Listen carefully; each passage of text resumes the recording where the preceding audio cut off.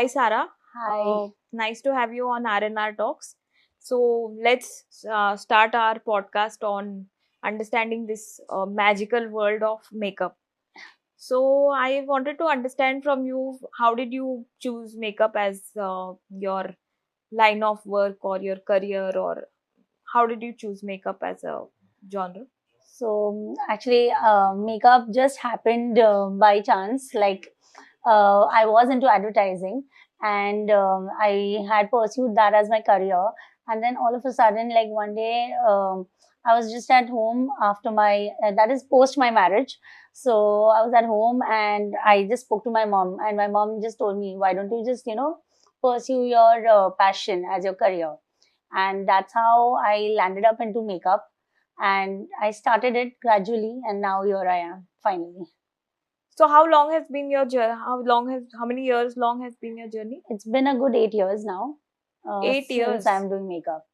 Okay, and you have your own studio, or how do you go about it? No, I am a freelance professional artist, and that's how like I've been working all these years. Studio is like my future plan, so let's see how it goes. Long way to go yet. So, mostly, like you handle brides, celebs, and influencers. Yes, I do all of those genres, different genres, brides as well as I do a lot of influencers and celebrities, shoots, ad films, as well as a lot of bridal and other party category. So you started off with bridal. Yes, I had started off with bridal, and I still love doing brides because it just gives me the joy when I see them, happy on the main day. So yeah, I do that, and I have ventured into all the other areas also. So how has in the past 8 years, how has makeup evolved in the sense that this whole world of influencers has come around us, and uh, has makeup become more common now than the previous, like when the requirement was only for bridal, and has it become more like an everyday thing, like you get orders or you get calls every day, or is it become more frequent? How is that changed for you? Yeah, I feel that makeup nowadays has become like everyone wants to do it, and every time everyone wants it. So the amount of calls that I get is like definitely it has scaled up a lot, and I feel this all has happened post lockdown. Like there was a time when everyone wanted to be a makeup artist. So yeah, post that it has been a lot. Like the change has happened drastically, and the influencer, now it's like a dominating thing where influencers are people look up to them, so people want to be like them. So they always are in the game of makeup. They always want to look decked up and pretty and all the time glammed. So that's how makeup is picking up every now and then. And yeah, there's been a drastic change in the way people used to do it 8 years back, and now how it is. So can you tell us about the change? I mean, how has the journey changed, or uh, the demands changed rather? 8 years back when I used to do makeup, so that time it was like more of like when as an artist I used to just go and follow the trends which were there in the movies, and a little bit more of glammed up jazz. But now brides also come up to me and they tell me that you know what, I want to look like no makeup kind of a look, and I want to look very natural. I don't want to look someone like I'm not that person itself. She doesn't want to look somebody else. So that's what is the main game of makeup which has changed over the years, and I think that is going to be like a long term trend which will continue over the upcoming So this years. no makeup look is like is a long term trend. I mean, is a new trend It's a basically. new trend, and it has been going on, and I feel it will go on for a long time because now the entire game has changed. They don't want to People don't want to look different. They don't want to look they don't have colors on them, like like those pinks and oranges and I don't know whatnot, and glitters all over the face. Like if we see nowadays the Bollywood celebrities, how they dress up, every girl has that dream. They want to look like them. So the trend has automatically shifted. So it's very funny. Like even I was having a discussion with while getting ready with the somebody saying that some other influencer who's doing a podcast basically told the makeup artist that come makeup karo, and then when she walked out of the room, so her mother looked at her and said, अरे तुम मुंह धो के भी आ गई, मैंने तो बोला था कि तुम ट्रायल कर लो. So point mine is that I want to understand, because you're the expert, what is the base of a no makeup look? I mean, when you say no makeup look, what does it mean? I mean, does it mean ki somebody should look at you and feel that you have washed your face and come, or should it mean that there has to be some potential in that? So I think that understanding between the young generation is quite a lost bit. See, for a no makeup look, basically it is everyone thinks that no makeup look मतलब makeup ही नहीं करना है. It's not like that. You have to do everything. Like I always get that demand from everyone that I want a no makeup look, very very casual. But people don't understand the amount of work which goes into it is more. We have to apply everything on the face, but it should eventually look flawless. It shouldn't look like you don't have anything. I mean, it should look like skin, but a better version of your skin. So that is where your potential comes in, like where you can actually you know remove the flaws of the person, but in a better way, not like you are just putting on layers and layers and layers, and it's just gone and vanished in the thin air, and there's been a big cake on your face. It should not look like that. It should look flawless, but it should be minimal. It should be like that. So that is the entire concept of a no makeup look. So is this much more difficult to achieve than the normal route of a base makeup plus a normal? Yes, definitely. It is very, very difficult because the blending over here matters. The way you blend the products in everything, even the eyes, even the face, even your lips, everything matters here. So what we see on the screen, like on the big screen, so where the big makeup artists, they are actually, creating such kind of looks. So that is what we are implementing here. We have to blend it in such a way. So makeup is all about blending, basically. So, Sarah, how did just to speak about your journey, how did your journey? Okay, once you decided you want to become a makeup artist, how did you, since you are into advertising initially, how did you get into this? I mean, you've taken training from any specialized people or? Yeah. I did take trainings. I have learned from Daniel Bauer Academy in Delhi, and he's one of the top-notch artists in the industry. And I am really, really grateful that I learned from him. And apart from him, I keep upgrading myself. I always do online courses, master classes, where I'm attending big artist sessions, and I keep upgrading my skills accordingly. So I've learned from many people like Mickey Contractor. I've learned from him. I've learned from Mariana.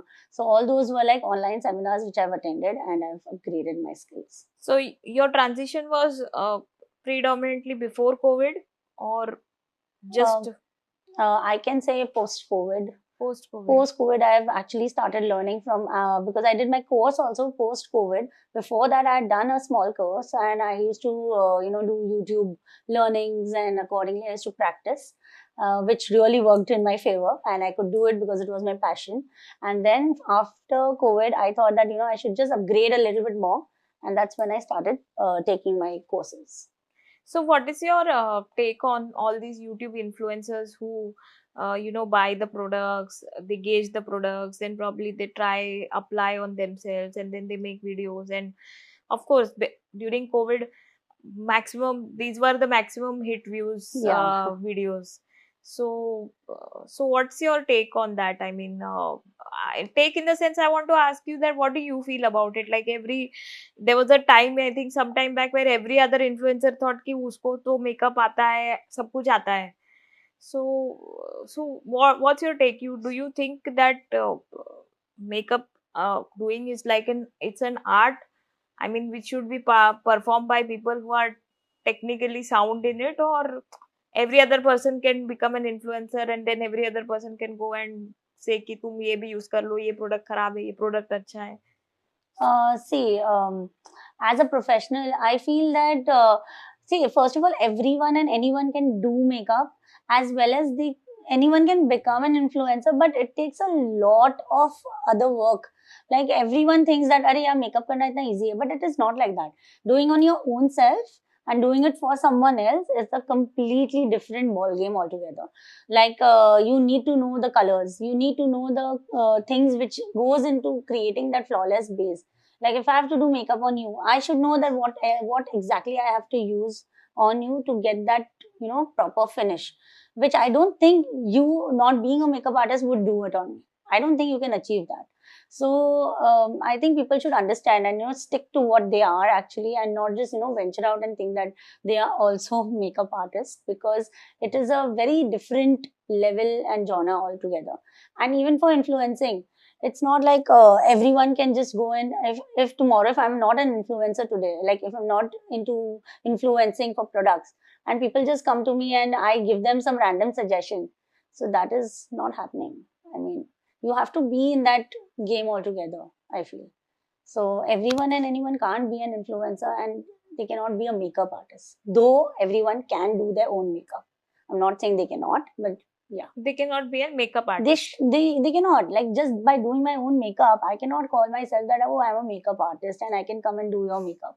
It's not like that. You need some formal training.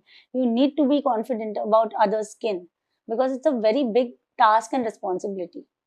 So yeah. So, basically, I want to ask you, there are a lot of products available in the market. There's a lot of innovation that happens. There are lipsticks which come with 6 shades. Then there are compacts, or there are blushes that come. So there's a lot of innovation happening in the in the makeup product industry also. So sometimes is that also a threat to a makeup artist? I mean, in the sense, I'm trying to ask you, have BB creams Right. which have been introduced like 4 5 years back, or maybe 10 years back, probably. They started giving you a tint on the skin. So you have those kind of products, I mean, which are claiming, saying that, you know, ये ले लो और बाकी कुछ और की जरूरत नहीं, वो Right. ले लो और किसी और चीज की जरूरत नहीं. Right. So where, which is the line where we draw and we say, of course, we understand that, just now we are also sitting in front of the camera, we understand, I mean, their products are not going to make a difference. However, still I want to understand, uh, between the products and between the professional artist, what is the line that drives that, where you need to step out and say, boss, I need an artist, makeup artist right now?